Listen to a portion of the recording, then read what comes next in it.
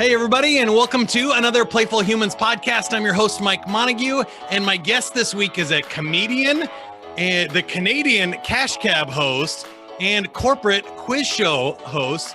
His name is Adam Growe. He's right there. And you can find him at adamgrowe.com. And you can find Playful Humans at playfulhumans.com. Both very easy names to remember. You shouldn't have to check the show notes today.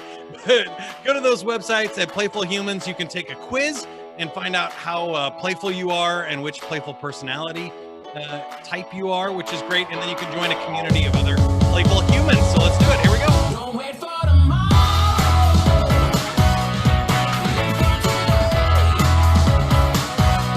Keep chasing the sunshine.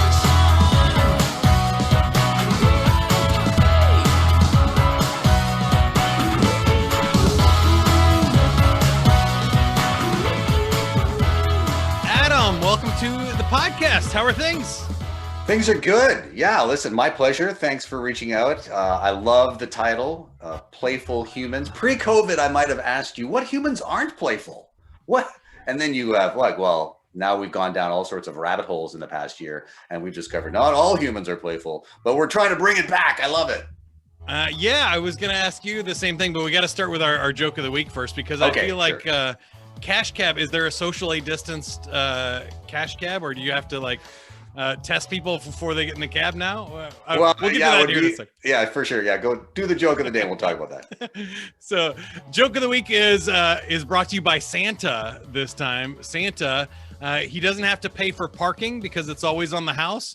But have you ever considered what Jesus does for Santa on his birthday?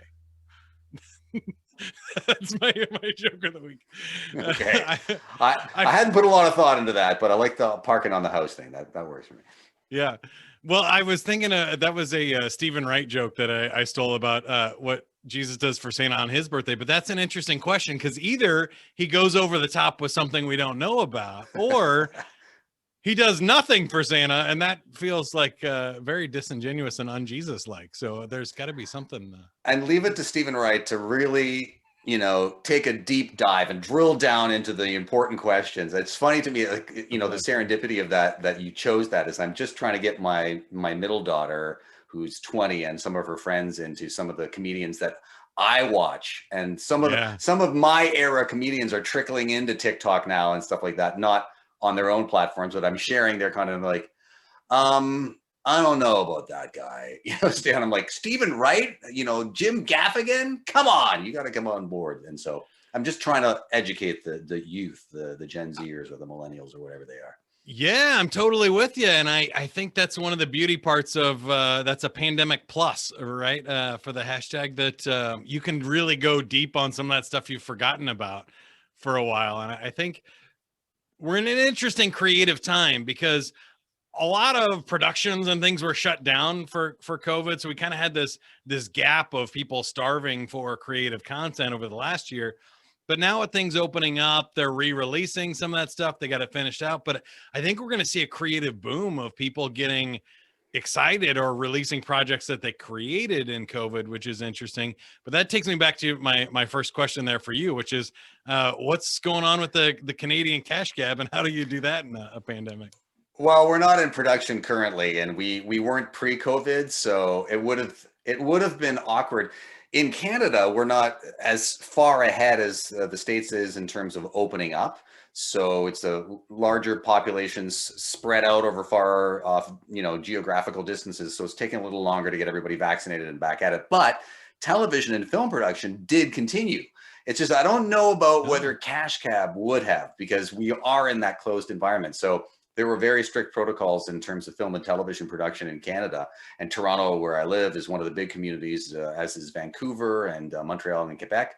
And they can, on a set, you can do really well at distancing and cleaning up and taking your time. It costs a lot more, but in the cab, I mean, aside from, and I've ridden in cabs in New York City and other American cities that actually have the plexiglass barrier, and they always have, we would have had to do something like that. Oh, and yeah, then, I guess that would have made sense. And then we would have had to make sure that, I mean, who would take a cab with somebody that's not in their bubble, right? but we'll have to be sure that anybody who hailed the cap, there wouldn't be any kind of like random stuff. It would have to be people that you've already been hanging out with. But we weren't in production, so we didn't have to solve that. But I hope someday to be back in production. In the meantime, completely online with virtual and online shows has been great. Yeah, I think that's fun. And I found that quiz shows, I actually did this a little bit myself. So I auditioned back in November for a online game show company that does this for corporate events. And so I started doing it a bit part-time.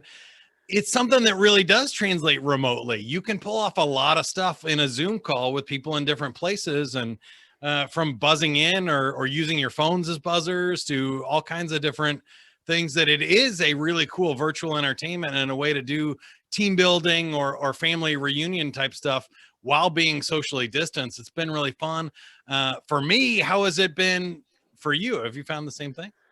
Well, the evolution for me was, aside from making a show like Cash Cab and, doing other film and television productions, corporate shows were my bread and butter, and they have been since before Cash Cab. As a comedian, you do the clubs, you do the theaters, you do the universities, and then you dive into corporate shows and you can command a higher dollar and do a lot of fun stuff. And so interactive and audience, gamification, I guess, is not something that was off my radar.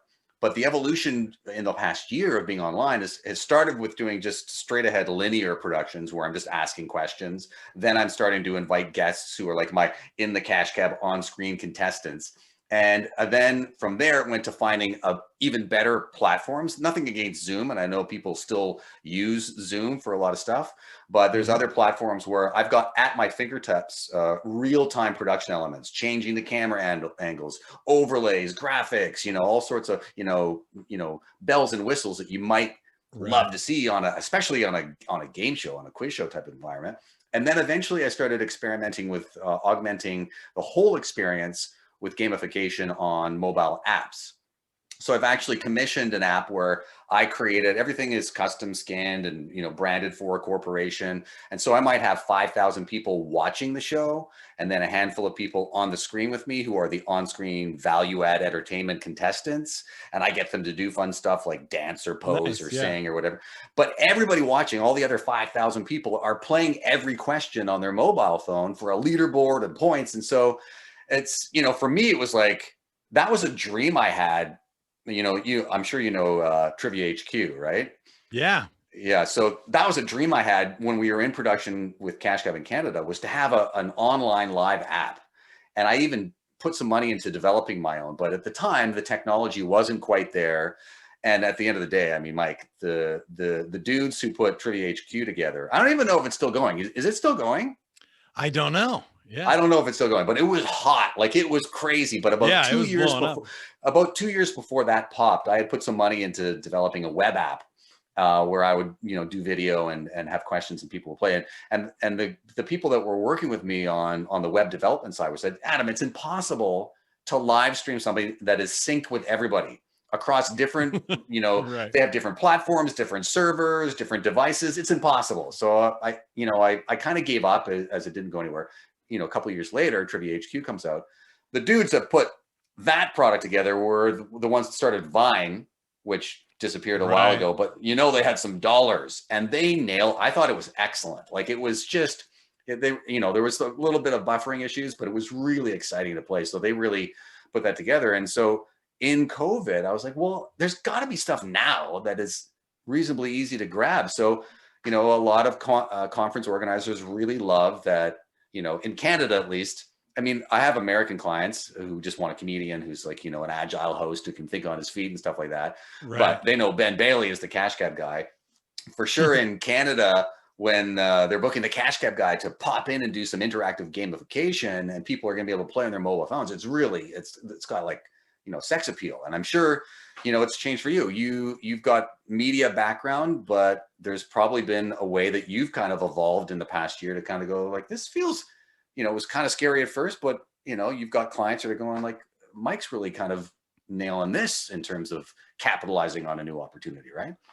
Yeah, well, for me, it really opened up the doors, because when you go to a live event, you're kind of hamstrung by what you can do there and the equipment they have available. So, if it's 20 people, they're not going to have a gigantic projector or buzzers for people or a conference app or something. There's no way to like chat with them. And sometimes even with large crowds, you know, like if they don't have anything set up, I either have to buy it myself or I have to work within their confines. But I found like once kind of all of them were on similar platforms, like a Zoom or a GoToMeeting or something, you're like, well, if I'm sharing my screen, I can make something interactive, and they all have some sort of chat, or if they don't have a chat, I can figure out ways to do it. And it really opened up more creativity for me, because then it's like, oh, I'm in control of the show. I'm producing it and driving it. I'm not just showing up on somebody else's stage. So I thought that was definitely more fun and freeing. But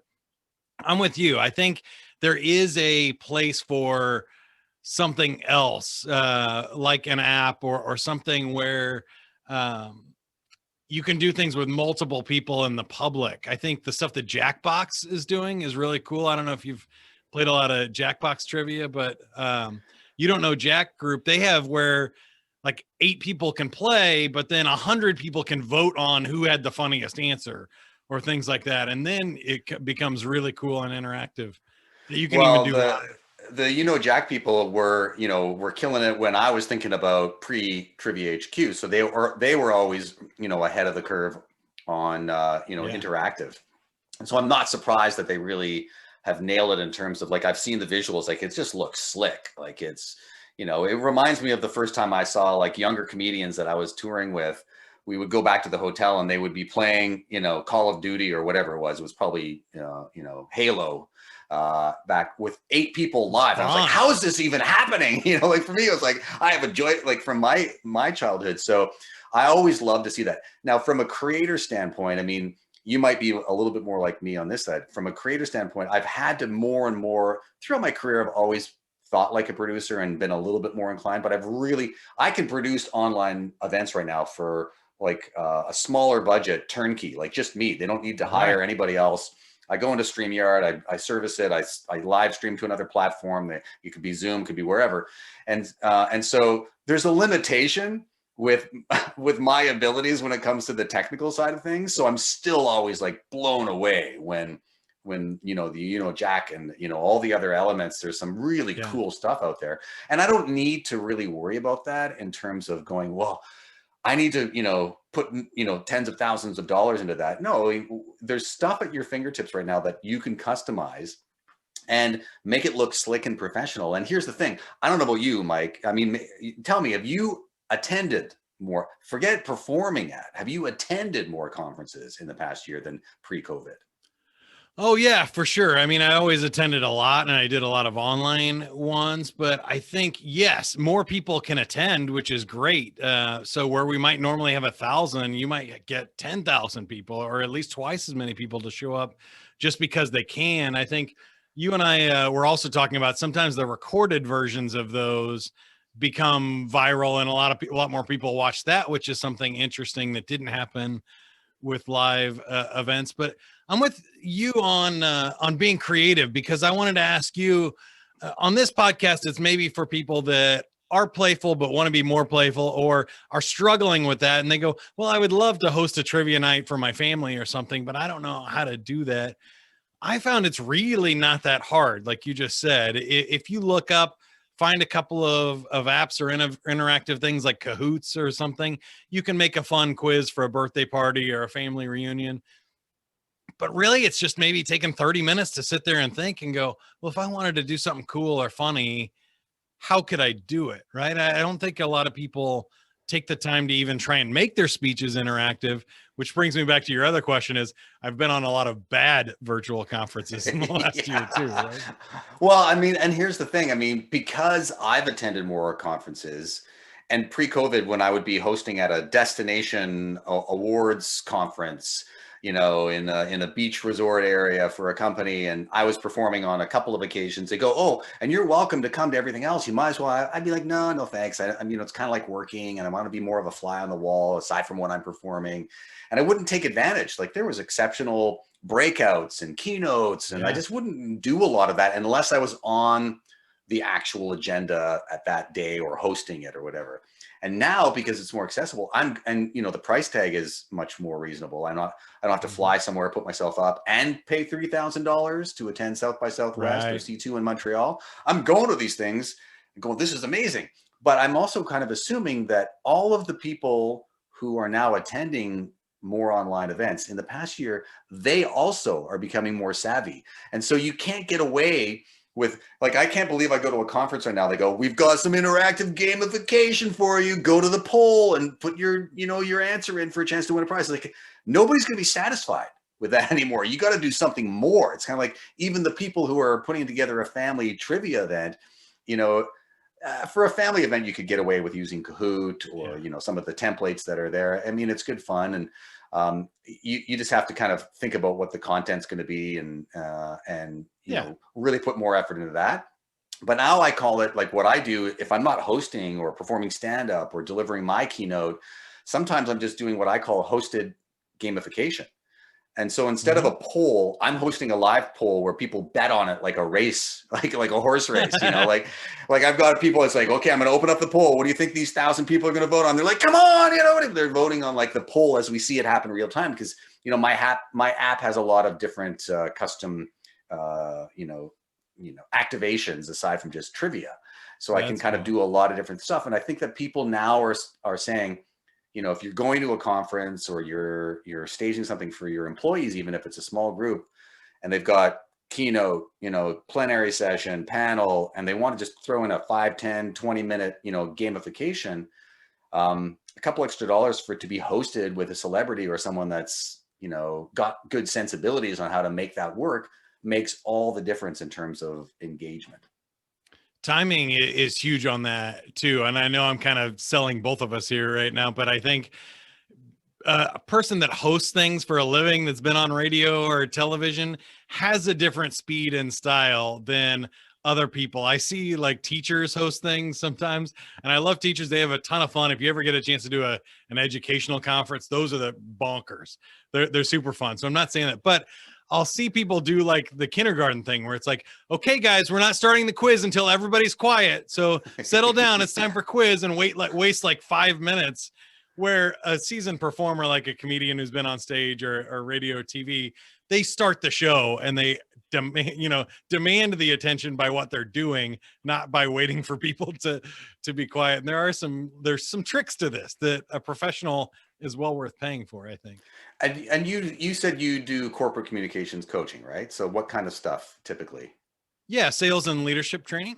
Right. And so I did that as well, kind of like you might be more a little bit full-time known for that, versus for me it was, I wouldn't call it a side hustle because I really enjoyed it and it was something that I got a lot of value out, but I wouldn't commit, a huge portion of my year to it. But even then, coaching executives is about coaching them how to use their physical space. And more than ever before, now that they're performing online, coaching them to work in this space with their face and their voice and their hand gestures and everything like that. I mean, it's something that you should practice even if you're doing a family thing or a small group thing that's not for your company. You should get used to and comfortable with what your real estate is when you're looking at yourself, kind of go like this, and make sure that you've got good eye contact, and the pro tips that you sent, for instance, on lighting and sound, and make it like you're on a television show. Have fun with it, right? And I think it elevates people's energy so that the people that you kind of would sometimes see that are kind of like not professional or a little bit clunky on there, they might just kind of up their game a little bit, and everybody should become more engaging in this environment. But like before COVID, I've always kind of said, you're always going to win if you book a professional host versus, oh no, but our VP of sales, they think they're really funny, so they're going to really, like, and I'm like, well, first of all, they often are funny in the lunchette room or whatever, but not necessarily when they're engaging hundreds or thousands of people at an event. And, sometimes I'm wrong and they prove to be really great. But I also say, there are professionals like Mike and I who do this for a living and are accustomed to troubleshooting when things don't go the way we expected. That's and huge. Plus, why shouldn't your SVP be able to relax and take in the content and deliver the keynote stuff, the stuff that's important, let us kind of worry about being your kind of waiter with a microphone and keeping the agenda moving.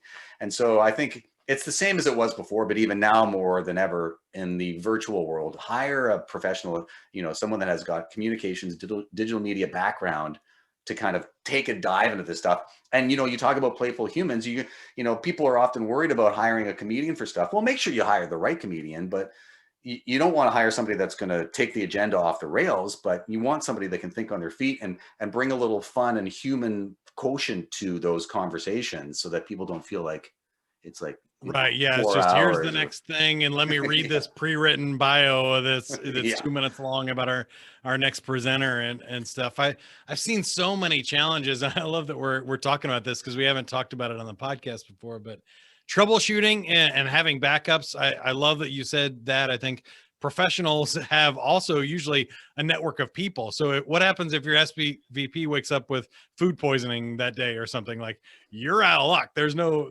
backup for that. Your event's going to drop significantly. The other thing I've seen is the boundaries line. What the SVP thinks is funny and what's acceptable in front of an audience is different. And comedians and other professional hosts have found those boundaries before. Yeah. They know, and they'll ask you ahead of time, how clean is this event? How professional is it? Are we doing a late night casino event with drinking, or are we doing a morning, keynote at a conference with clients? Those are two different environments. And sometimes people that haven't done this professionally a lot haven't learned those boundaries and stuff, right? Well, yeah, Mike, there's a big, you and I know there's a big difference between ingratiating yourself with an audience with some humor and having that be organic and authentic with your audience and in the right environment versus going on the internet and picking like a joke that is disconnected from your audience or inappropriate under the circumstances. And I've always said that, it's always surprising to me, like some comics don't want to, or struggle making the transition to the corporate world where that's where they could pay a lot of their bills, because the clubs and the theaters and universities don't always have big budgets. They're great, and it's important as in part of the ecosystem, the life cycle of a comedian. But you need to be able to, adjust to the corporate world, whether it be live on stage at a conference or online. And I always say, if in your mind, if you've really got a sense of the audience that you're talking to, and there's even a hint that a handful of them are going to go, then that joke goes.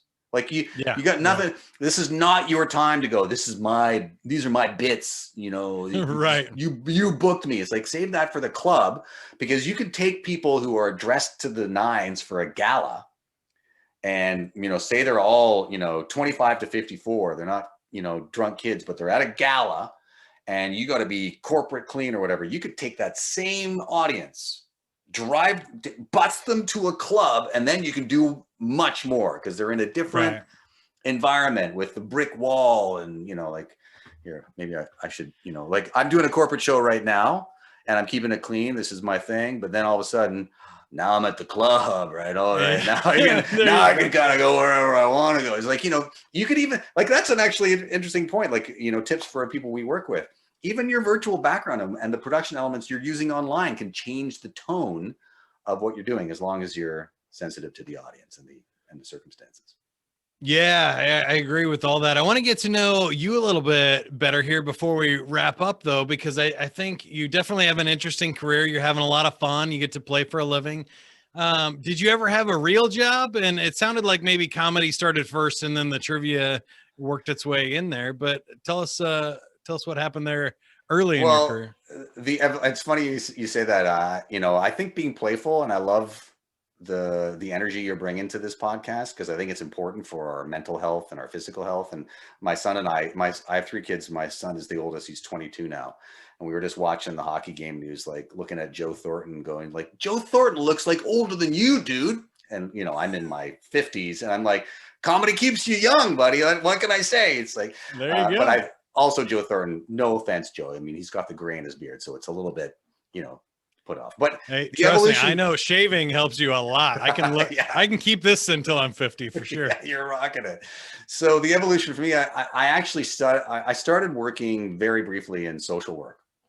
And that's what I studied in university. And I was working full-time in a private adolescent center. and school. And I just quickly realized that I had spent so much time in all of my academic years, all the way back to elementary school, but especially in high school and throughout my undergrad, doing stuff like performing, hosting talent nights, running for Yeah. student council, hosting I was always on the microphone. I said, I should check this out. I should just be sure, because I got like an offer full-time job. And I said, this is my horizon for the next, 25, 30 years, back in the day when people actually had a career for 3 decades or longer and weren't jumping all over the place like we are now. And so I just went back to school for radio, and I went back and got a certificate in radio, which was no electives, just pure practical. And I knew when I was studying radio, I said, I'm in the right place. I mean, I get all of it. I get sales, I get promotions, and I wanted to be on air. But as much as I loved radio, the irony for me is that I had full-time gigs in radio for about 5 to 7 years. So not a very long run. And so in the meantime, I was also kind of like side hustling, doing amateur nights and stand-up comedy. And so at the same time, my comedy career started to build, and I eventually got into the big smoke, in the radio business. You get out of the small and medium markets and you work in a big market. And so I eventually got hired in Toronto, but I'd gone from the morning man, like the primo gigs in the small and medium markets, to the swing guy in the big smoke. And I was like, it's a step. That's what you do. And at the time, my comedy career was taking off because I had more time. And I was starting to ask for time off to go perform on cruise ships or do a corporate tour. And my program director said, Adam, you got to make a choice. And here's the irony to me, Mike, because you're a radio guy. Yeah. I decided I would leave radio behind because radio is so volatile and such a revolving door. To pursue comedy. Like what does that say about radio, that you start, like you go, I'm going to go something a little more stable. So I'm going to go with the stand-up comedy routine. It's like, what? No, I 100% agree. That's almost exactly my path as well. Although I didn't do social work, but I've interviewed 3 other people so far that started in that path. So there must be something about social work and playing for a living that's just attracts playful people, or people that want to be with others and help other people or something. But I think it's I was empathy. the prize guy. I think it's empathy. And the swing guy. Yeah. Sorry, I was interrupting. I think it's empathy. I think, if you're an empath, you are sensitive to other people. And then also, if you've put that 180, instead of helping other people, you can understand people and kind of connect to audiences. And so you said that in your radio, you were small market and then eventually swing guy in big market? Well, Kansas City, I grew up here, is sort of a mid to large market. It's like number 30 in the United States. So pretty large, but not like, New York or LA or anything. And so, yeah, I started out as the prize guy running around, and I started out as a live DJ too. So I was already doing karaoke contests and trivia contests and bars and stuff like that. So my transition to being the prize guy for the radio station was just through networking and super easy. Then worked up, I always tell people, like, crappy weekend shifts to slightly less crappy weekend shifts to being the swing guy, to being the overnight guy from midnight to 5:30 a.m.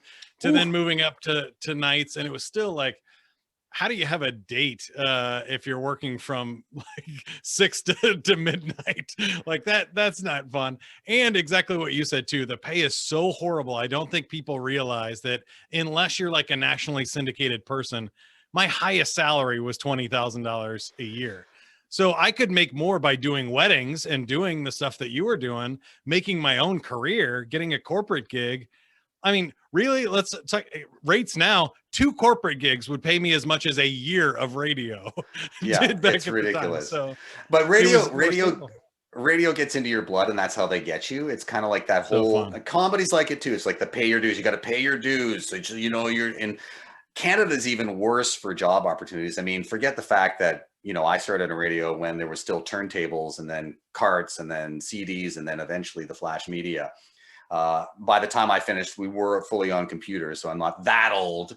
But at the end of the day, because of radios and the landscape in Canada, there's not as many radio stations in Canada. So there's not as many jobs. It's just that's the law in terms of frequencies. And I looked at it when I was making this decision. I said, when I started, and even to this day, it was only recently, when I started in radio, decades later, in the primo morning seats in Canada, some of the same people were, if not at the same stations in the big markets, were just revolving doors in different markets. They would get fired, and then they Yeah. go to Winnipeg, and then they get, they build up their audience, and then they come back to, Vancouver or Toronto. Like Toronto's the big smoke. So I thought, like, the opportunities, whereas like in comedy, you're an entrepreneur and you're creating your own opportunities and you're finding your own path. It's not for the faint of heart. My wife, we've been together for over a quarter of a century.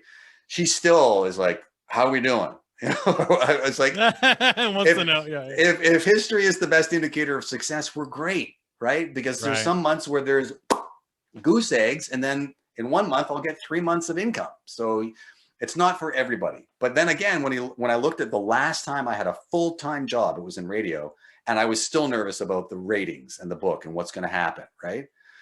So. Well, and it can not even be your fault. So I'll add two things to that. One is I think in COVID and the pandemic, a lot of people learned that their stable corporate jobs are not any more stable than being an entrepreneur. And two, even in radio, working for an international company that wasn't going to go out of business, they just called us in one day at 11 and said, at noon, we're playing country music. You're all fired.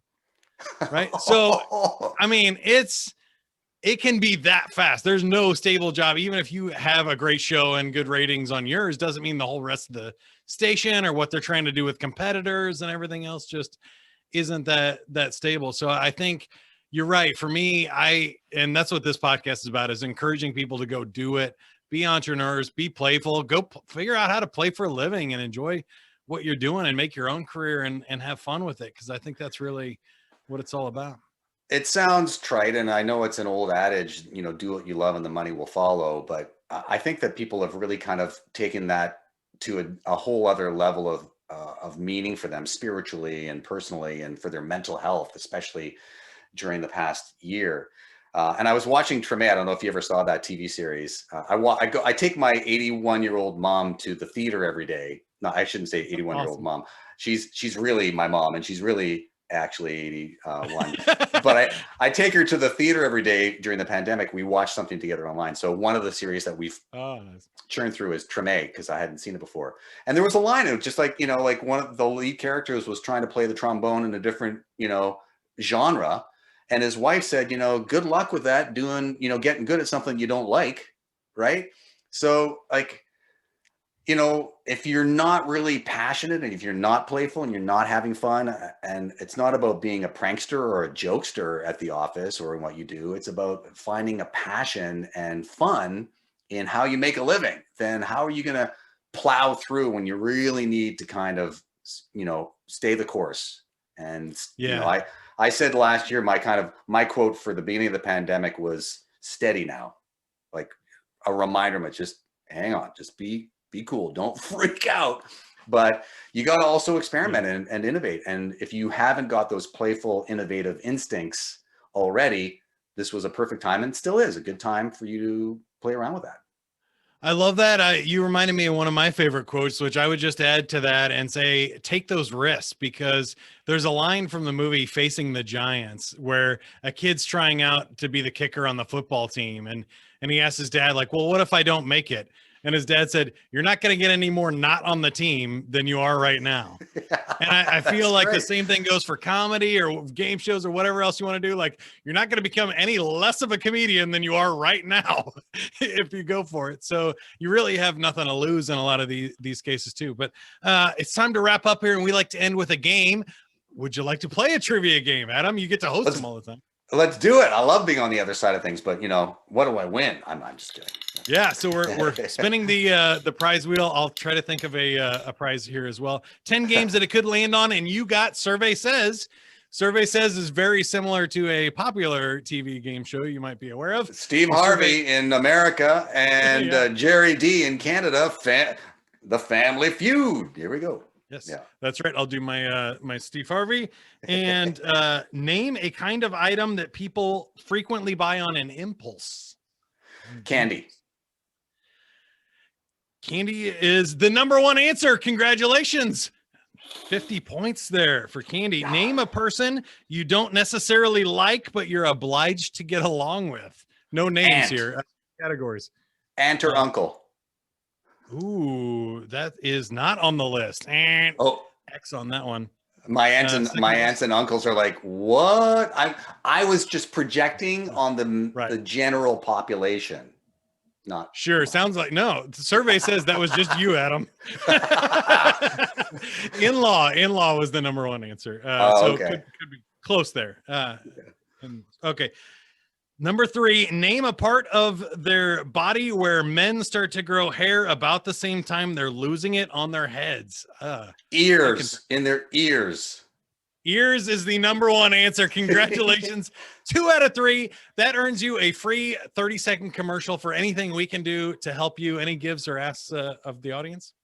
Oh, well, I mean, I always like to start with the personal, and my mantra is I sent you is to stay healthy, find joy, and be creative in your life, but also look to yourself, especially when we've gone through a really difficult time, and think about how you can be motivated by self-awareness and empathy and compassion to make the world a better place for all other people, not just people who look and sound and live like you do, but all other people. And you might find that you're inspiring other people to do the same, and then that comes back to benefit you. So that's what you could do for me. And in the 10 seconds left, keep track of me. I'm updating my website at adamgrowe.com within the next week or two. And I will do better at posting on there in terms of where you can find me. I've got a live stream quiz show coming up on April 20th. Whenever you're watching this, it is a pre-Oscars party. I call it Not Just Movie Trivia. So if you follow me in social media, you'll see my links. It's a live stream quiz show. You can actually play along as you watch the show for $10 for a chance to win cash prizes. You watch the show, you play on your mobile phone, and we're going to have a lot of fun just, having a pre-Oscar party next week. That's awesome. Those sound so fun, and I can't wait to find one of your live streams where I can match up and play online. That'll be awesome. Adam, thank you so much for being on the show. Again, that's comedian, quiz show host, and Canadian cash cab host on television, Adam Growe. Find him at adamgrowe.com. That's Grow with an E on the end. And you can check those links in the show notes as well. Playful Humans is at playfulhumans.com. If you add a /quiz at the end, you can take a playfulness quiz and find out which playful personality type you are. But more importantly, we're trying to collect other adults that want to rediscover the power of play and encourage other people and themselves to play more. So go do it. Don't wait for tomorrow. Live for today. Keep on chasing the sunshine and go out and play. Go play, everybody.